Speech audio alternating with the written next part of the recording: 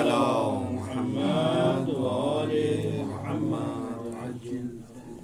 أعوذ بالله من الشيطان الرجيم. بسم الله الرحمن الرحيم. الحمد لله رب العالمين، والصلاة والسلام على سيدنا ومولانا أبي القاسم محمد. اللهم صل على محمد وآل محمد وآله الطيبين الطاهرين المظلومين الميامين، سيما بقية الله الأرضين. روحي وأرواحنا لك الفداء، ولعنة الله على أعدائهم أجمعين من الآن إلى قيام يوم الدين. أما بعد، فقد قال أمير المؤمنين علي بن أبي طالب: إن التقوى أفضل كنز. صلوات پر محمد آل محمد. اللهم صل على محمد وآل محمد عجل فرجك. سب سے پہلے آپ حضار کی خدمت میں اربعین حسینی کی مناسبت سے تسلیت عرض کرتے ہیں. یقیناً اربعین حسینی محرم الحرام اور مقصد ابا عبداللہ حسین کا آغاز جب اول محرم الحرام سے ہوا، تو آج اربعین کے دن اس مقصد کو آگے بڑھانے کے لیے قافلہ وہی ہے، افراد وہی ہیں، لیکن قافلہ سالار فقط تبدیل ہوا ہے. مدینے سے کربلا تک سالار اور سردار ابا عبداللہ حسین تھے. کربلا کے بعد اس قافلے کا سالار اور اس کی ذمہ داری بنت علی زینب بنت علی نے سنبھالی، اور یقیناً اس مقصد کو سمجھنے کے لیے بہت سے عوامل کتابوں میں، روایتوں میں آئے ہیں کہ سبب انسان کی عزت، انسان کا وقار، اقدار اسلامی کو بچانے کے لیے، انسانیت کو بچانے کے لیے، انسان کے لیے جو مہم ترین عامل ہے وہ عامل تقوی ہے. امیر المومنین کا ایک حدیث آپ کی خدمت میں عرض کیا، جس میں امیر المومنین عرض کر رہے ہیں، فرما رہے ہیں کہ تقوی ایک کنز ہے.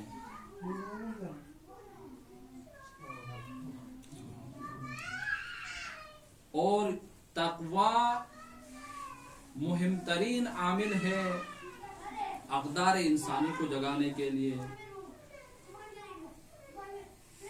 اسلامی اقدار کو بچانے کے لیے، انسان کی انفرادی زندگی کو بچانے کے لیے، اجتماعی زندگی کو بچانے کے لیے تقوی عامل اساسی ہے. اور اس عامل کو پہچاننے کے لیے اگر ہم انسان انفرادی طور پر کوشش کریں تو یہ عامل کسی گلی کوچوں سے نہیں ملتا. یہ عام انسانوں کے پاس بھی اس عامل کے حوالے سے، اس کی تفسیر کے حوالے سے عام انسان کے پاس جواب نہیں، بلکہ اس عامل کو اگر یہ عامل انسان کو مل جاتا ہے تو وہ مکتب اہل بیت سے مل جاتا ہے. اس لیے کہ انسان کی جتنی بھی عبادتیں ہیں، انسان کی جتنی بھی اجتماعی کام ہے، انسان کی جتنی بھی کوششیں ہیں، اگر اس عامل سے خالی اگر انسان کی کوشش رہی تو انسان کا جتنی بھی کوشش کرے اس انسان کی کوئی فائدہ نہیں، اس کا کوئی نتیجہ نہیں ملتا، اس لیے کہ رب العزت نے اس عامل کو اساسی قرار دے دیا۔ اور جب تقوی الہی انسان کے اندر آ جاتی ہے، اسی تقوی سے یہ تقوی مثل اس کشتی کی ہے کہ جس طرح امواج دریا کو چیرتے ہوئے مقصد تک مسافر کو پہنچا دیتی ہے، یہ تقوی اسی کشتی کے مانند ہے۔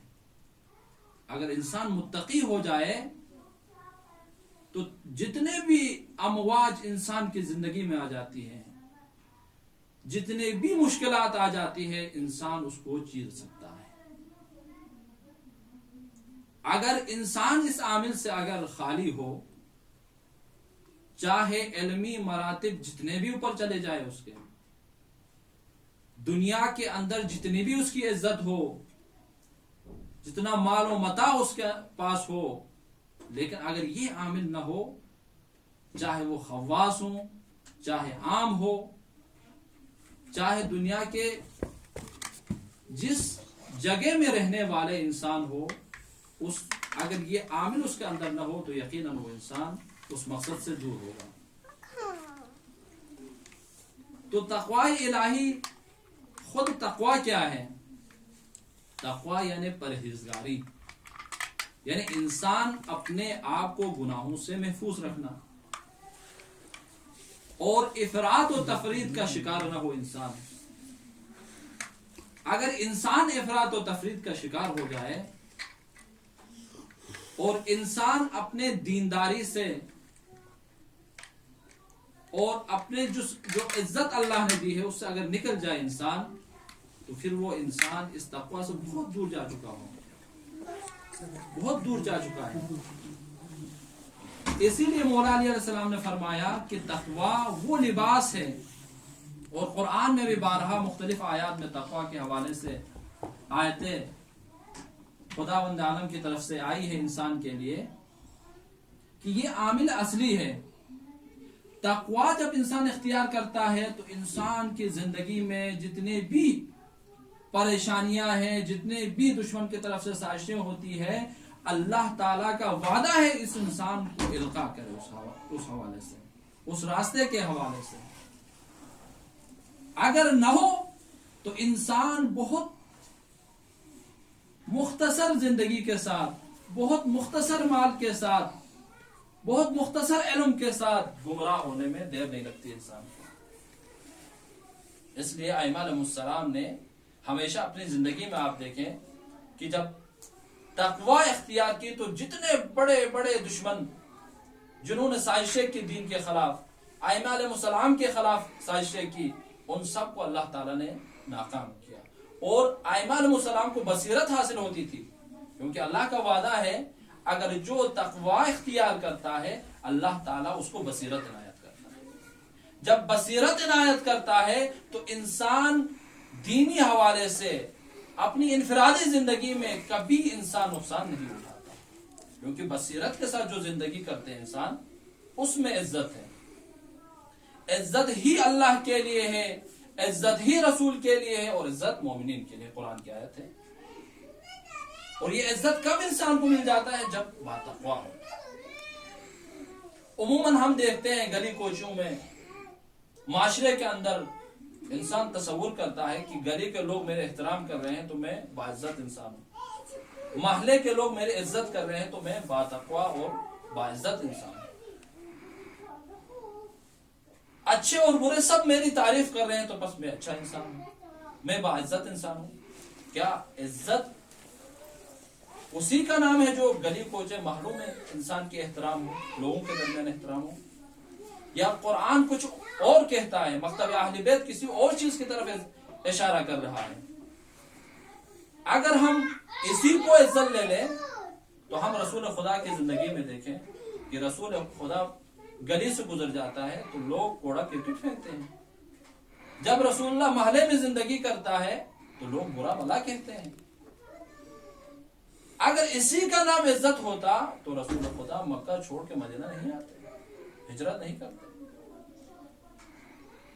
بس اس کا نام عزت نہیں ہے. عزت کا معیار ہے. مکتب اہل بیت میں ہمیں عزت سکھاتا. امام حسین نے ہمیں عزت کا راستہ سکھایا. امام ہمیں بتا رہے ہیں عزت. امام جب مدینے سے نکل رہے تھے تو امام نے کہا عزت. امام نے ہمیں وہاں بتایا. امام جب مدینے سے نکل رہے تھے لوگوں کو دعوت دی آ جائیں میرے ساتھ, میرے مشن میں ساتھ شریک ہو جائیں. تو یہی آج کے معاشرے کے لوگ اس وقت بھی تھے, اسی طبیعت کے لوگ تھے. کسی نے کہا کہ میں آپ کے ساتھ آ جاؤں تو میری عزت کا مسئلہ ہے. کسی نے کہا میں آپ کے ساتھ آ جاؤں گا تو میری اتنی اموال, میرے اتنے سرمایہ ڈوب جائے گا. کسی نے کہا میں آپ کے ساتھ آ جاؤں گا تو میرا ناموس کا مسئلہ ہے.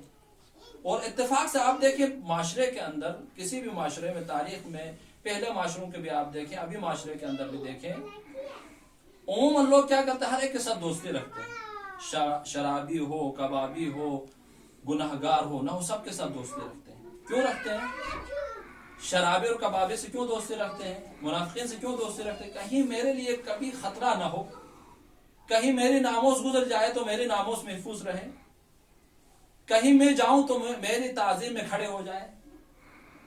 اس ملاک کے ساتھ رکھتے ہیں. کیا یہی ملاک مکتب اہل بیت بتاتا ہے یا کچھ اور بتاتا ہے عزت کے حوالے سے؟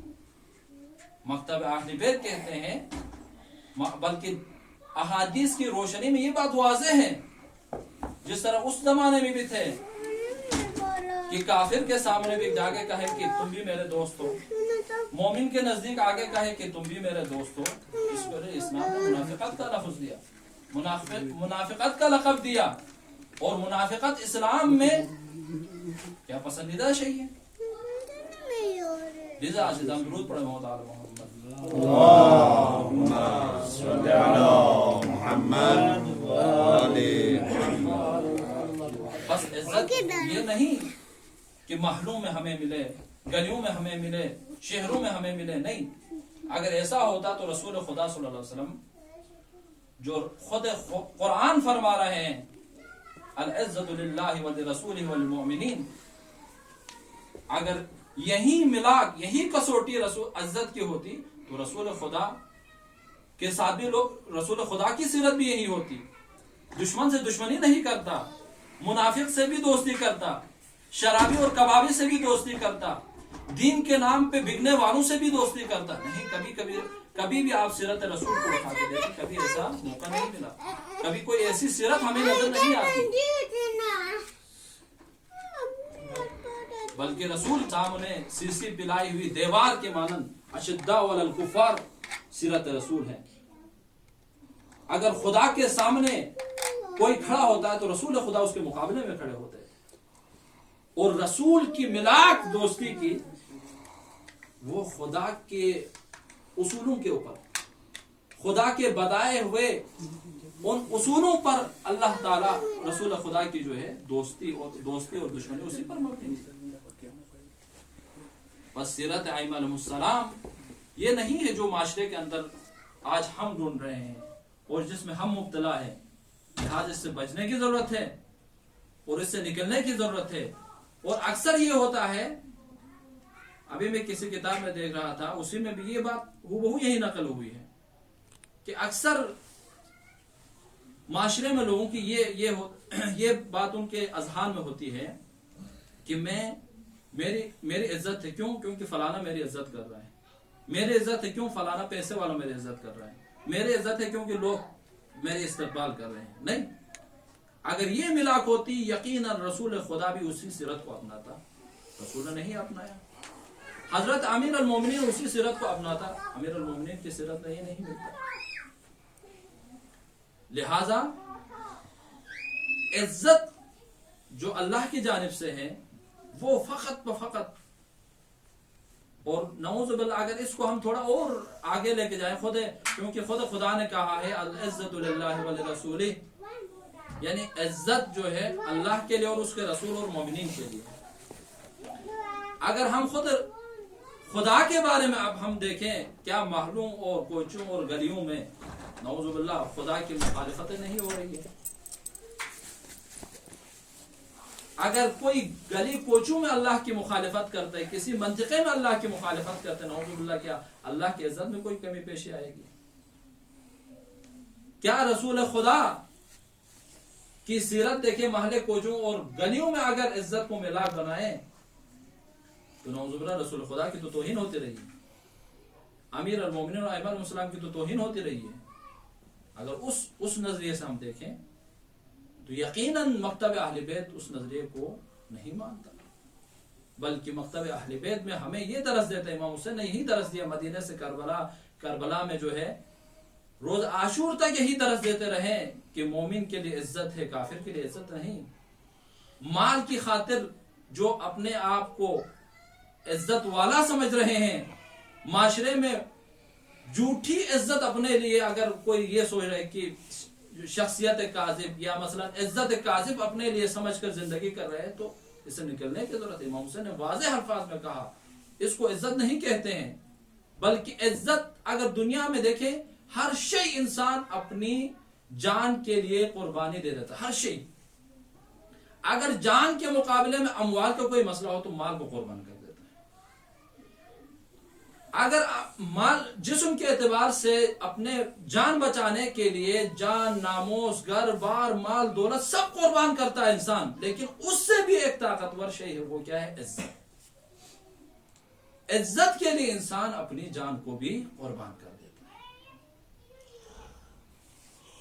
بس عزت کہاں سے حاصل ہوتی ہے؟ تقوی سے حاصل ہوتی ہے۔ جب تقوی الہی انسان اپناتا ہے تو انسان خداوند عالم اس کو ایسے دروازے ان کے اذہان میں کھول دیتا ہے، افکار کو کھول دیتا ہے، وسعت قلبی عنایت کرتا ہے کہ وہ انسان بصیرت کے ساتھ آگے بڑھ جاتا ہے، پھر دین کے لیے، پھر اللہ کے راہ میں اپنے سب کچھ قربان کر کے چھوڑتا ہے، اپنے سب کچھ قربان کرنے کے لیے تیار ہے۔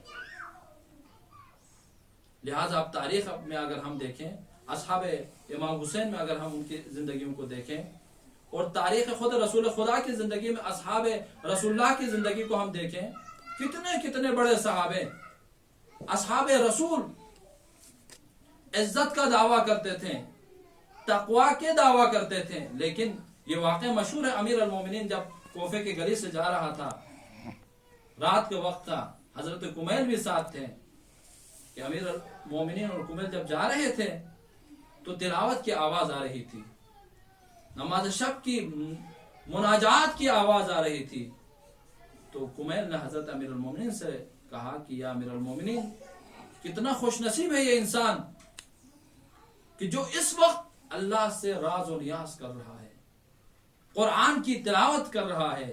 تو امیر المومنین نے جواب نہیں دیا، خاموشی سے امیر المومنین کمیل کے ساتھ گزرے۔ جب جنگ صفین ہوئی، ہونے کے بعد جب جنگ تمام ہوئی، امیر المومنین نے حضرت کمیل کو بلایا، کہا کہ کمیل میرے ساتھ چلو۔ میدان جنگ میں لے کے گئے حضرت کمیل کو، لے جانے کے بعد علی کے مقابلے میں جو لشکر آیا تھا، اس لشکر میں ایک شخص کی طرف اشارہ کیا جس کے ماتھے میں سجدوں کی نشانی تھی، کہا کہ کمیل، جسے تو خوش نصیب کہتا تھا، جسے کہتا تھا کہ جو راز و نیاز کر رہا ہے، اللہ کی قرآن کی تلاوت کر رہا ہے، یہ وہی شخص ہے جو علی کے مقابلے میں آ کے واصل جہنم۔ بس معیار تقوی اور عزت، تقوی صرف ظاہری عبادت کو نہیں کہتے، بلکہ تقوی الہی، العزت للہ، یہ دو شے ایسے ہیں جو خدا کے لیے ہو تو قابل قبول ہے، لیکن اگر خدا کے لیے نہ ہو، اللہ کے ولی کے اطاعت کے اندر نہ ہو، امام وقت کے اطاعت کے اندر نہ ہو، تو اس تقوی کا بھی کوئی فائدہ نہیں، اس عزت کا بھی کوئی فائدہ نہیں ہے۔ درود پڑھیں گے۔ اللهم صل على محمد وآل محمد وعجل فرجهم۔ لہذا امیر المومنین نہج البلاغہ میں فرماتے ہیں لا یفسد التقوی الا غلبۃ الشہوہ۔ مختلف عامل ہے انسان کے تقوی چھننے کے، ان میں سے ایک عامل کیا ہے؟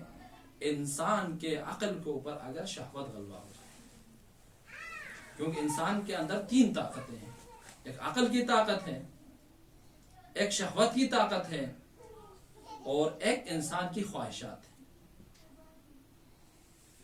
جسے نفس بھی کہتے ہیں۔ اگر انسان اپنے جسم کے اوپر عقل کو حکومت دے دے، عقل کی چلائے، تو وہ انسان خدا کے بتائے ہوئے راستے پر عمل کرے گا۔ اگر نہیں، انسان اپنی تربیت نہ کرے، گناہوں سے پرہیزگاری نہ کرے، گناہوں سے دور نہ بھاگے، تو وہ انسان اپنے عقل سے کام نہیں لیتا، عقل کے اوپر بلکہ شہوت غلبہ ہو جاتی ہے، کبھی عقل کے اوپر خواہشات غلبہ ہو جاتی ہیں۔ جب عقل کے اوپر شہوت غلبہ ہو جائے تو انسان اسی شہوت کے علاوہ کچھ نظر نہیں آتا انسان کو، کیونکہ دید شیطانی ہو جاتی ہے، پھر رحمانی دید سے وہ نکل جاتا ہے، رحمانی نظریے سے نکل جاتا ہے، افکار رحمانی بالکل اس کے ذہن سے محو ہو جاتا ہے، بلکہ شیطانی افکار، شیطانی نظریات، شیطانی چالیں، شیطانی سارے کچھ اس کے ذہن میں، جتنا وہ آگے بڑھتا جائے گا شیطان کے راہ میں بڑھتا جائے گا۔ لیکن اگر عقل کو حکمرانی دے دے انسان تو افکار رحمانی اس کے ذہن میں آئے گا، اس کا چلنا بھی عبادت، اس کا دیکھنا بھی عبادت شمار ہوگا، اس کا کام اور خدمت کرنا بھی عبادت ہوگا، اور اس کا کل جتنا بھی انسان کی کردار ہوگی وہ رحمانی کردار ہوگی۔ درود پڑھے محمد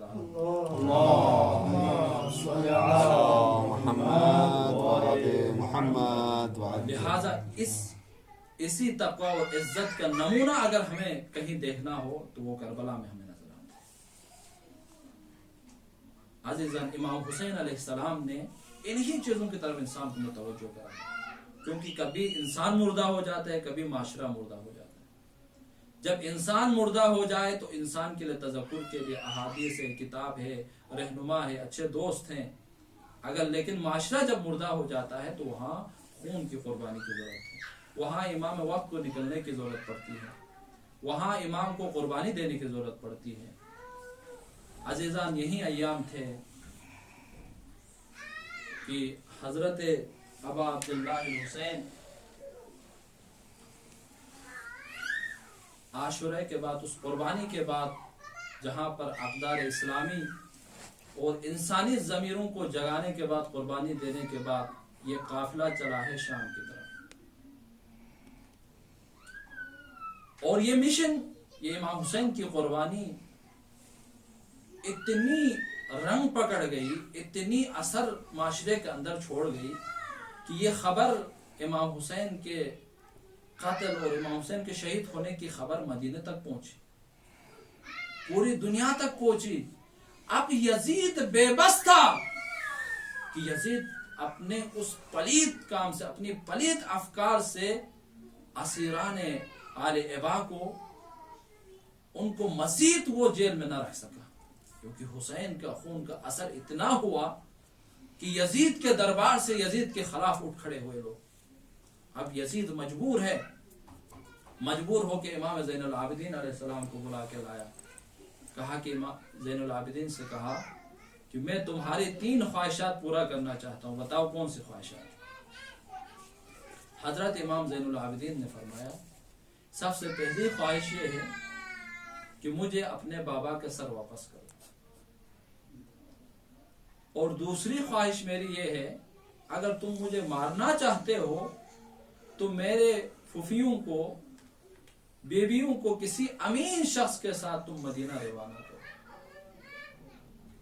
اور تیسری وصیت یہ ہے کہ ہمارے لٹے ہوئے جتنے اسباب ہیں، چیزیں ہیں، وہ ہمیں واپس کرو۔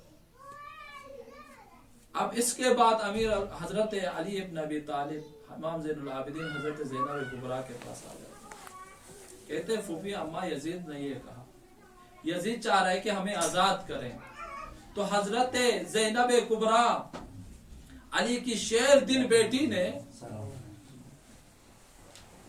یزید سے کہا،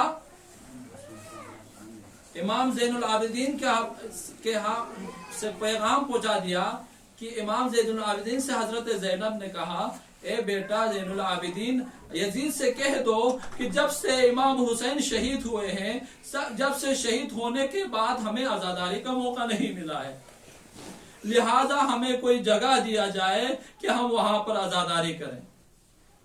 ہاں عزیزو، حضرت امام زین العابدین نے یزید سے کہا اور جگہ دی گئی۔ جب جیسے ہی جگہ ملی، حضرت زینب کبریٰ نے کہا، یزید سے کہہ دو علی ابن حسین کہ وہاں شام کی تمام خواتین کو مجلس میں آنے کی اجازت دی جائے۔ اور پہلی عزاداری حضرت زینب کبریٰ نے یزید کے دربار پر کر کے فریاد کر کے حسینی عزاداری کر کے یزید کے منہ پر تماچا مارا وہاں، اور اپنے بھیا کا غم منایا۔ جب شام کی بیویاں آ گئی، خواتین جب آ گئی یزید کے دربار میں جہاں پر عزاداری کے لیے مختص کیا گیا تھا، تو حضرت زینب کبریٰ سارے بیویوں سے مخاطب ہو کے کہتی ہے، اے خواتین سنو، مجھ سے میرے ساتھ کیا ظلم ہوا ہے۔ میرا بھیا حسین کو 3 دن کا پیاسا شہید کیا گیا، میرا بیٹا علی اکبر کے سینے پر برچھی لگائی گئی، میرا بھیا عباس ابوالفضل عباس کے شانوں کو نشانہ بنایا گیا، میرا 6 ماہ بیٹا علی اصغر کو شہید کیا گیا۔ مسائب پورے ہونے کے بعد، عزاداری کے بعد، اب یزید کے حکم سے تمام آل ابا کو مدینے کی طرف روانہ کیا۔ جب مدینے سے کوفے سے روانہ ہوئے ہیں تو حضرت زین العابدین سے حضرت زینب نے کہا، بیٹا زین العابدین، ان سے کہہ دو ہمیں کربلا کے راستے سے مدینہ لے کے جائے۔ عزاداران ابا عبداللہ الحسین، یہ قافلہ چلا ہے شام سے، جب ایک راستے میں پہنچا تو حضرت زینب کبریٰ نے فرمایا کہ مجھے بھیا کی خوشبو آ رہی ہے۔ جب یہ فرمایا کہ بھیا کی خوشبو آ رہی ہے، امام زین العابدین نے پوچھا، ان نگہبانوں سے پوچھا، یہ کون سی جگہ ہے؟ تو کہا کہ یہ کربلا، ہم پہنچنے والے ہیں۔ عزاداران ابا عبداللہ الحسین، جب یہ قافلہ شام سے نکلا تھا تو حضرت زینب کبریٰ اور تمام بیویوں کو محمل لایا گیا اور کہا گیا کہ سوار ہو جائیں اور مدینے کی طرف چلے جائیں۔ ساری بیویاں سوار ہو گئی، لیکن ہائے زینب کبریٰ، شاید وہ وقت یاد آیا ہوگا جب مدینے سے نکلی تھی، ایک طرف علی اصغر تھا، ایک طرف ابوالفضل عباس تھا، ایک طرف امام حسین نے سہارا دیا تھا، لیکن ابھی جب شام سے زینب سوار ہو رہی ہے، دائیں طرف دیکھا علی اکبر نہیں، نہ قاسم ہے، نہ ابوالفضل عباس ہے، نہ حسین مظلوم ہے۔ عزاداران ابا عبداللہ الحسین، یہ قافلہ جب مدینے شام سے جو ہے کربلا کی طرف آیا تو اس سے پہلے یہ خبر پہنچی تھی مدینے میں کہ امام حسین علیہ السلام کو شہید کیا گیا تھا۔ تو حضرت رسول اللہ کا باوفا صحابی حضرت جابر مدینے سے نکلے تھے۔ جب حضرت جابر قبر حسین پر پہنچے ہیں، جب زیارت کرنے والے تھے، دیکھا غلام نے کہا، کیونکہ خود جابر نابینا تھا، غلام نے کہا، جابر کوئی قافلہ آ رہا ہے، لگتا ہے ابن زیاد کا لشکر آ رہا ہے، کیونکہ اس وقت بھی خوف و ہراس تھا۔ اتنے میں حضرت جابر کو غلام نے کسی محفوظ جگہ میں لے کے گیا اور جب دیکھا تو یہ قافلہ عجیب قافلہ تھا۔ غلام نے بیان کیا، جابر اس قافلے میں تو کوئی لشکر نہیں نظر آتا، بلکہ اس میں کچھ بیویاں ہیں، اس میں کچھ شخص، ایک چھوٹا ایک انسان ہے، ایک مرد ہے، باقی کچھ افراد ہے، کچھ سپاہی ہیں۔ جب یہ قافلہ کربلا میں پہنچا، دیکھا کہ یہ حضرت زینب کا قافلہ ہے، امام زین العابدین کا قافلہ ہے۔ بشیر نے آواز دی، ہم کربلا پہنچے ہیں، تو ساری بیویوں نے اپنے آپ کو سواری سے گرایا کربلا میں۔ اور جابر نے جب یہ منظر دیکھا، جابر نے غلام سے کہا، کہو کون آیا ہے؟ غلام نے کہا، علی ابن ابی طالب آیا ہے، امام زین العابدین آیا ہے، اور کچھ بیویاں ہیں۔ جب حضرت زینب نے سنا کہ جابر زیارت ابا عبداللہ حسین کو زیارت کرنے آئے ہیں، تو حضرت زینب کبریٰ نے امام زین العابدین سے کہا، بیٹا میرا سلام پہنچاؤ جابر کو۔ عزیزان محترم، عزاداران ابا عبداللہ الحسین، حضرت زینب کا سلام جب جابر کو پہنچایا، جابر نے اپنے سر پیٹنا شروع کیا، ارے آل نبی پر کتنا وقت آیا ہے، مجھ جیسا ادنا غلام کو، ادنا صحابی کو زینب جیسی علی کی بیٹی سلام بھیج رہی ہے۔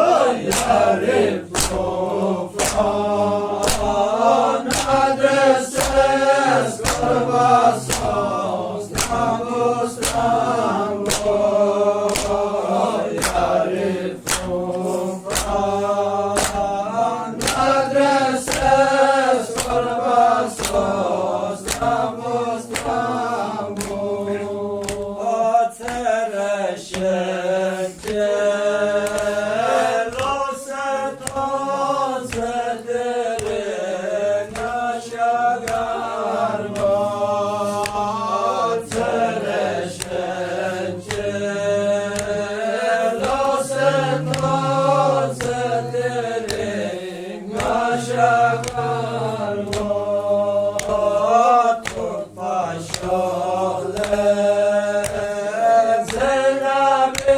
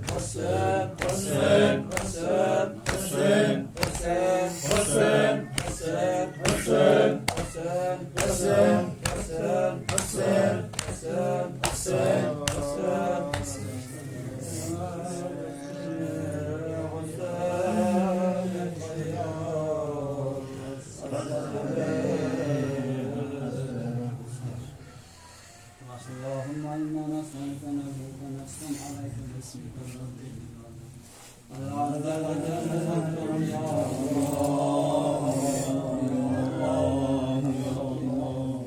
اللهم ارزقنا وتوفيقك بعد المعصية وصدق النية وارفعنا الهرمان واكرمنا بالهدى والاستقامة واسدد ألسنتنا بالصواب والحكمة واملأ قلوبنا بالعلم والمعرفة وطهر بطوننا من الحرام والشبهات وكفف أيدينا عن الظلم والسرقة وارزق أبصارنا عن الفجور والخيانة واسدد أسماعنا عن اللغو والغيبة اللهم بلغ أرواح المؤمنين والمؤمنات صواب الفاتحة.